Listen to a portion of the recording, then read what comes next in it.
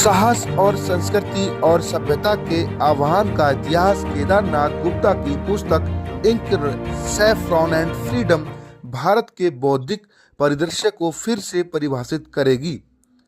नई दिल्ली 30 अप्रैल 2025। पिछली सदी में भारत की आत्मा का एक प्रखर और बेबाक चित्रण।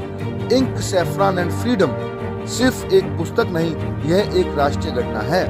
वरिष्ठ पत्रकार और अपना पूरा जीवन आरएसएस को समर्पित कर चुके स्वयंसेवक केदारनाथ गुप्ता द्वारा लिखित यह पुस्तक पत्रकार मनोरंजना सिंह के सहयोग से तैयार की गई। इस पुस्तक का विमोचन 30 अप्रैल को शाम 5 बजे डॉक्टर अंबेडकर इंटरनेशनल सेंटर 15 जनपद नई दिल्ली में किया गया।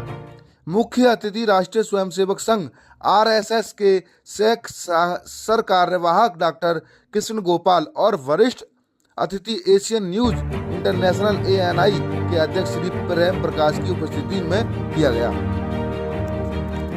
केदारनाथ गुप्ता के शब्द स्पष्टता, विवेक और सांस्कृतिक विश्वास से भरे हैं।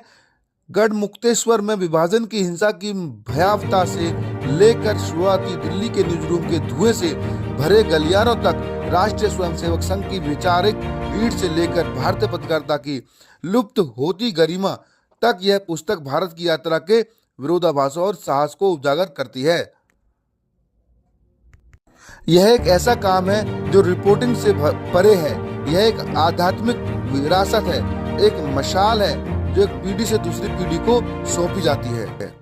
यह बात जितना मेरे बारे में है उतना ही उस दुनिया के बारे में भी है जिसमें पला बड़ा हूँ। और मेरे प्रिय पाठक, मैं केवल यही आशा कर सकता हूं कि जब आप इस पुस्तक के अंतिम पृष्ठों को पढ़ चुके होंगे तो जीवन के बारे में सोचने पर मजबूर हो जाएंगे। केदारनाथ गुप्ता। ऐसे समय में जब भारत विलुप्त होती सभ्यता के चौराहे पर खड़ा है, इंक सैफ्रॉन एंड फ्रीडम उसी सभ्यता से जुड़ाव की आवाज के रूप में काम करती है। सैफ्रन यानी संघ और फ्रीडम यानी आजादी, इन सब से जुड़े उनके संस्मरण शामिल हैं। It is indeed an honor and a deeply emotional moment for me to stand here before all of you today, not just as the daughter of Kedarnath Gupta, who is the author of Ink, Saffron and Freedom, but also as someone who had the privilege of walking alongside with him as this book came to life. But why was he kept in a jail like that? And others also.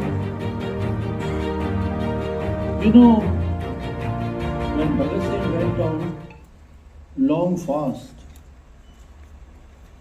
one of the things, that major thing that he achieved, which made very easy for all the congressmen and everybody else to go to jail thereafter, he made sure that the British recognized that Bhagat Singh was not a criminal, that he was a political prisoner. He had clearly told the judge there in the world. This is day of Akshaya Tritiya. My book, Ink, Saffron and Freedom, is 93 years of my life journey. It has been punctuated with personal, professional and nationalistic pursuits and challenges in my life. I was finally motivated and inspired by friends and family to pen down my journey in my own words and ways. Among them, I would like particularly to mention Delhi में उन्होंने अपना बाल्यकाल, तरुणाई और लेखन का कार्य संपन्न किया। बहुत से उतार चढ़ाव देखे और दिल्ली को गहरे से समझा, दिल्ली की राजनीति को समझा और समय समय के महत्वपूर्ण प्रसंगों को भी बहुत अच्छे से देखा, अनुभव किया, उनका विश्लेषण किया।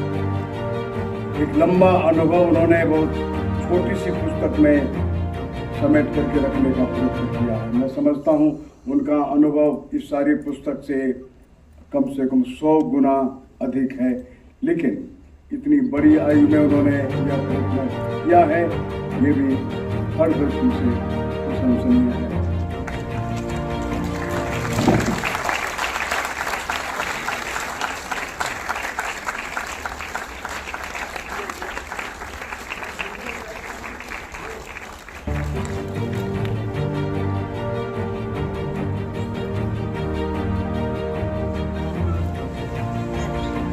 to Sanjay Singh for helping us with our media friends, to all those friends present here from Gulmohar Park Colony, where we live and love each day.